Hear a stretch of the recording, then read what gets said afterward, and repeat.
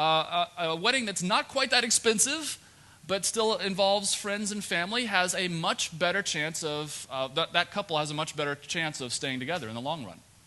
So don't spend a lot of money on a wedding. I'm going to table that. I'll come back to that in a minute. I talked about how our brain, let's go to the next slide. The lizard brain portion in the red, the amygdala, controls fight or flight response. And this is part of what Gottman measures when he's testing people's physiological response to things. So when you start having that conversation about money or sex or chores or the division of labor or your relationship or your parenting style or whatever it is that causes stress in your relationship, what's going on in your lizard brain? Sometimes it's dumping cortisol into your bloodstream and that heart rate is going up. How good are you at regulating your emotional response and soothing yourself when your stress levels get out of hand? That's what determines really whether or not you're going to stay together. By the way, you can't always tell what someone's stress level is by the way they look on the outside. A lot of us are socialized to hide our stress very well. So someone can be sitting there looking very calm and their heart rate can be 120 beats per minute. By the way, if your heart rate gets to that level, you are no longer capable of making rational decisions. I wonder what life would be like if we walked around all the time with little heart rate monitors that would beep when we got stressed. Some of us would be really irritated in the car by that little beeping going off. But maybe in conversations we would become aware, like when you're talking to someone and you start hearing beeping, okay, maybe I should back off for a minute, or maybe I should back off when my stress level gets up.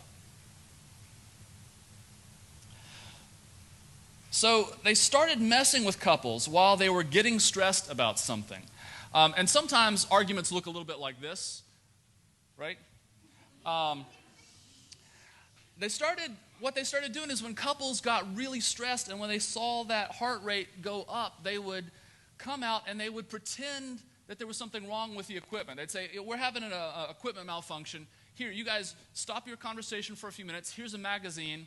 We'll tell you when we get it fixed. Sorry for the interruption. And then they'd back out. And of course, then the couple, while they've been in the midst of a heated interaction, would be thumbing through the magazine, looking at each other. 20 minutes later, or whenever their heart rate comes down enough, they'd come back, okay, we've got everything fixed now. You guys can resume your conversation.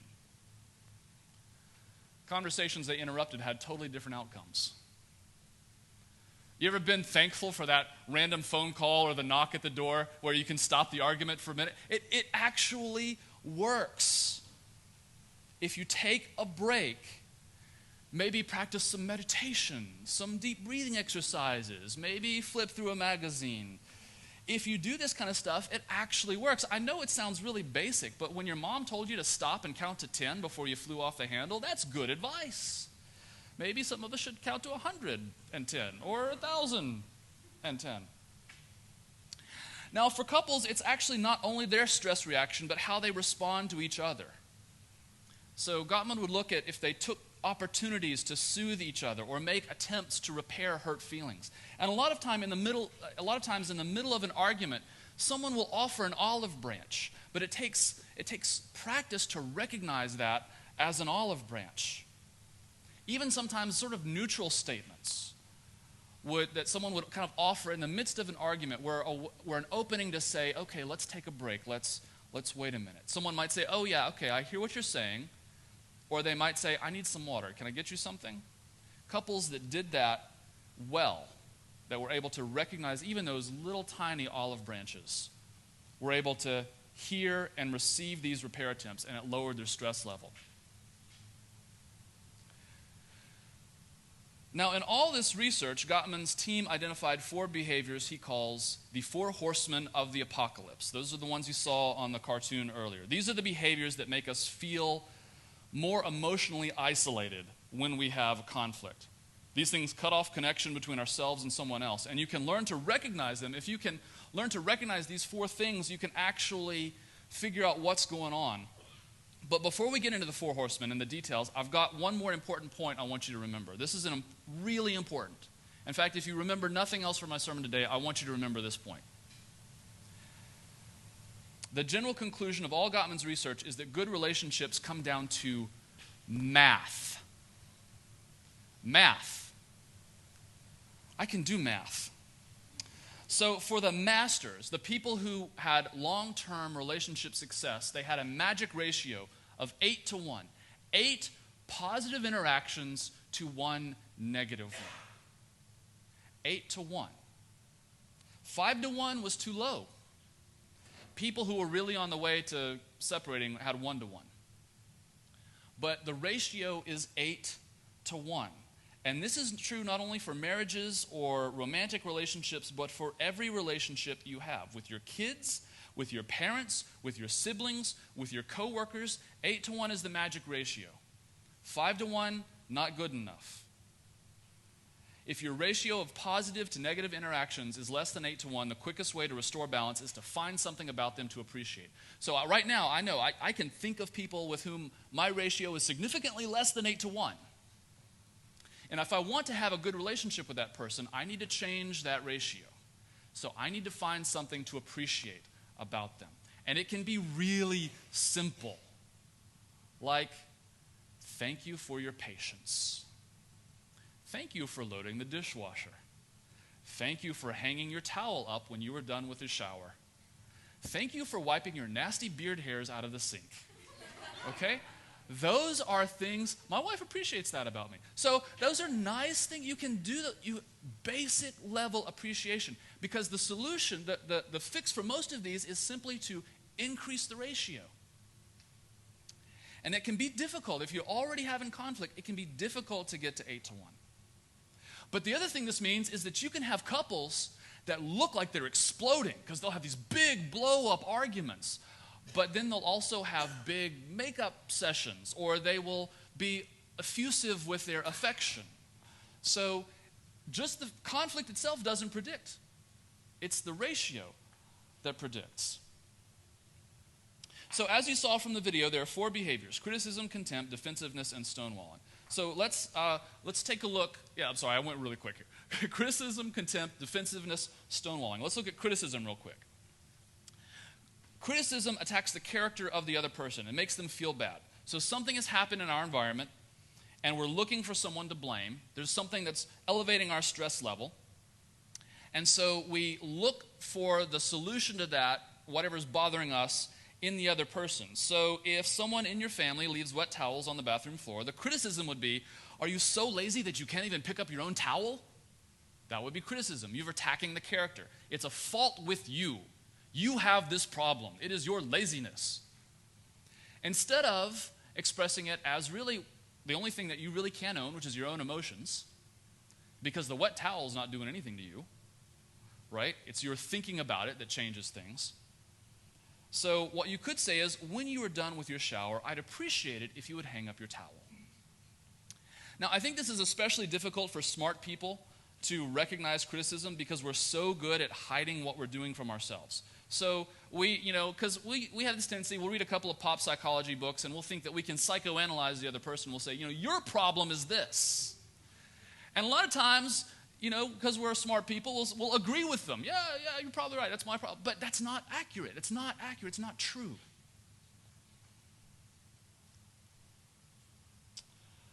Sometimes, that doesn't stop the fact that we're making it an issue of character for them. So we'll call each other callous or selfish or frigid or lazy or anal retentive or controlling or irresponsible, as though we've already given them their psychological inventory and we've come up with our diagnosis, right? You can't diagnose your partner, you can't diagnose your coworkers, you can't diagnose your kids. You're not objective enough. The only thing you can really talk about is your needs. That's really the only thing you can legitimately talk about, is the stuff that you own inside of you, okay? Now, here's the other thing. We look at criticism. Criticism is not complaint. Criticism is not the same thing as complaint. Gottman found that couples who had a higher level of complaints stayed together.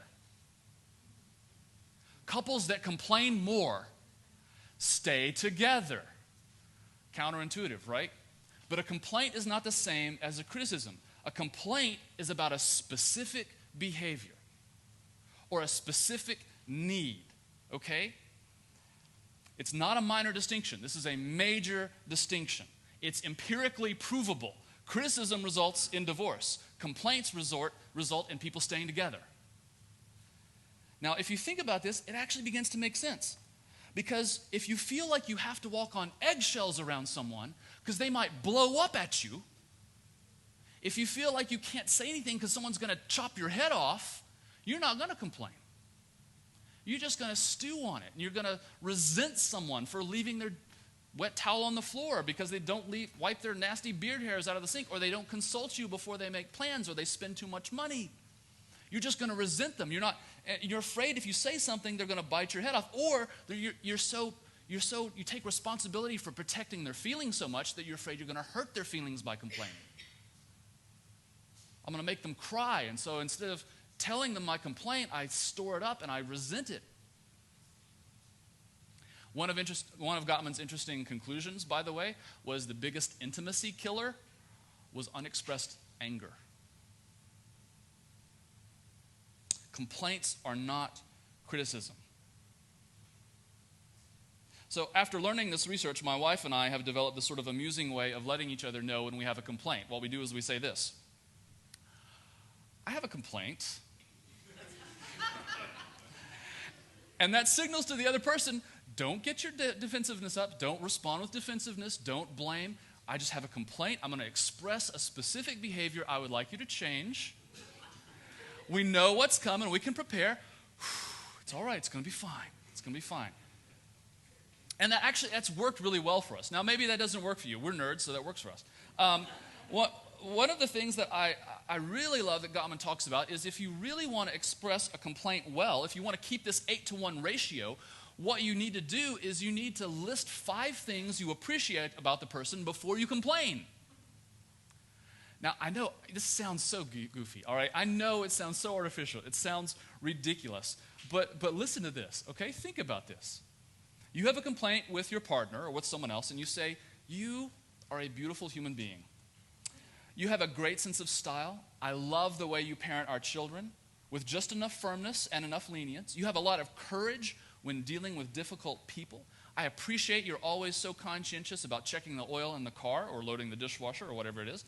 I would really appreciate it if you would wipe your nasty beard hairs out of the sink. No, don't say nasty. I would really appreciate it. It would make my stress level go down if you would load the dishwasher differently. And suddenly, what you're doing is you're offering a complaint in the context of this great relationship. What you're saying to the other person is, we have this great relationship. You are a wonderful person, and we could just take our relationship to the next level if you do this tiny little thing. And it's like you're being given a gift. Complaints are gifts.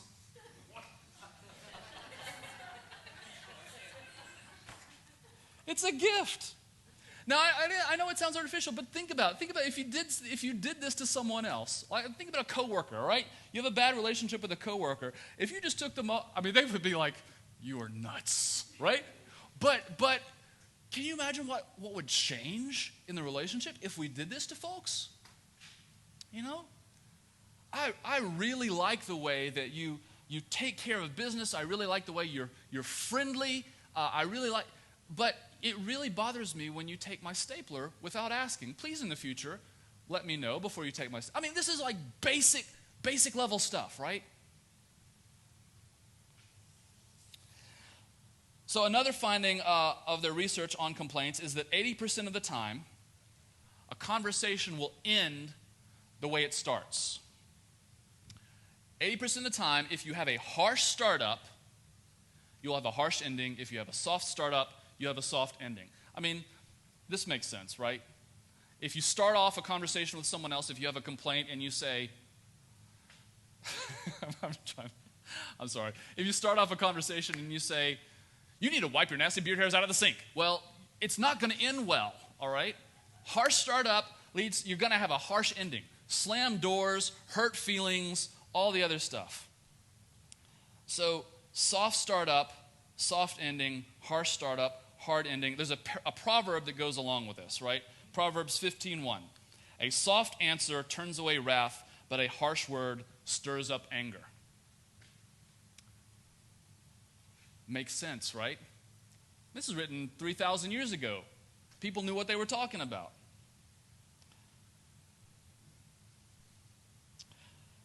So, next one is contempt. Contempt is really what happens if you have a lot of complaints that are stored up or criticisms that are stored up and you don't actually express them. Contempt is stuff, as you saw in the cartoon, like eye-rolling, mocking behavior, sarcasm, that tone of voice. And it's really hard. I mean, you can express contempt in a lot of ways. And in fact, I think this is probably one of the ways, the things that I've had to learn to really avoid doing, because I can say some cutting things. If I have insight into how someone works, you know how to push their buttons, you can say some cutting things. And this takes practice to catch that contempt before it comes out. But I really think it begins with the criticism. I think it begins learning how to express the complaints in a positive way. That contempt falls real quick if you learn to create a culture of appreciation. Defensiveness is the third horseman, and naturally it stems from some of these others. If we have a habit of doing these first two, criticism and contempt, then we become defensive. That's when when you're walking around on eggshells, right? And what happens is what John Gottman calls negative emotional override. If you get into a situation where someone can say something neutral and you interpret it as being bad, for example, you could be cooking and your partner or spouse comes down the stairs and says, "What's that smell?" Completely neutral statement, right? Now, you could either choose to hear, "Oh, well, I'm making dinner." That would be, or "You never like what I cook," would be the defensive response, right? Because you're primed, you're waiting for that behavior. And so defensiveness becomes the situation where we're ready to respond in anger before we even know what's going on. Defensiveness. There's actually a good proverb that goes along with this as well. Proverbs 15, verse 28. The mind of the righteous ponders how to answer, but the mouth of the wicked pours out evil. Now, if you're defensive, I don't think you're wicked. I think you just have a relationship mix-up. But I think this is a good example. I mean, righteousness, training in grace, learning how to give a graceful answer. If someone starts with a harsh startup, if someone says something that you hear as a criticism, can you put the brakes on and pause for a moment and hear what they're actually asking? Now, the final horseman is called stonewalling. Now, there are some stereotypes here, and there's some truth behind the stereotype, especially when we're talking about straight couples, a male and a typical male and a typical female. Now, I got to put quotations around that because we're all different, right? I mean, I'm very verbal, I'm very empathetic, I'm a guy, and that's okay. And there are women who are not very verbal or empathetic, and that's okay. But generally, we do see some gender differences that happen, and oftentimes, men are worse at stonewalling than women. It's because we're trying to control that fight or flight reflex of the amygdala. Now, again, women can do the same thing too. When you feel that emotional response coming on, some of us have learned to cope with it by staring straight ahead at the TV and gripping the arms of the chair, right? And saying nothing. And although the person looks calm on the outside, inside their heart rate is 120 beats per minute. That's stonewalling. Or simply avoiding the conversation altogether. I don't want to deal with it. I'm just going to go somewhere else. That's different, by the way, than taking a break. Taking a break is good. Stonewalling is bad. This is actually a coping mechanism. Now, what happens is, among all of us, straight or gay couples, what happens oftentimes when you have someone who's stonewalling, the other person wants to make an emotional connection. So they escalate their conversation. They get more talky. And the other person is getting more stressed, so they get less talky. And so this person elevates their... So you have this differential going on, right? Someone's being very unresponsive. Someone is trying to get them to respond. It doesn't work. That's why you need to take a break. 20 minutes, read a magazine, deep breaths, it's going to be okay. So I've been trying to practice myself in seeing how these apply to all my relationships. Now, again, Gottman studied this in relation to couples, and he's been doing this for 20 years. And he's looked at straight couples, he's looked at gay couples, he's looked at all kinds of different configurations, and he's seen that this is fairly persistent across all people. Again, you don't achieve 90% predictability by just making strong opinions. This is empirical data. But it applies to all your other relationships too. Parenting, your siblings, your coworkers, other people in your life. And I've learned to start trying to see these four horsemen in my other relationships. I argue a lot online. I have done all of these. I'm good at all of them. I mean, and part of it is really trying to even see if I'm practicing this online, is it going to bleed over into my other relationships? I need to practice this all the time. I need to recognize when I'm feeling contempt and how to lower that. I need to practice. And what's amazing is when you do this stuff, it's not like you get more frustrated because you're doing it. It makes you more peaceful. A lot of people talk about bottling things up, and that's when they get into this, criticism and contempt problem. But if you learn how to complain and name specific behaviors and name how those behaviors make you feel, and you express things as need, and you are okay with being vulnerable, the more vulnerable you make yourself in that way, the more peace you feel, because people can't hurt you. We're going to talk about this next thing a little bit more next week. But when I'm feeling one of these things, criticism, contempt, defensiveness, or stonewalling, I try to ask myself, what is making me feel this way?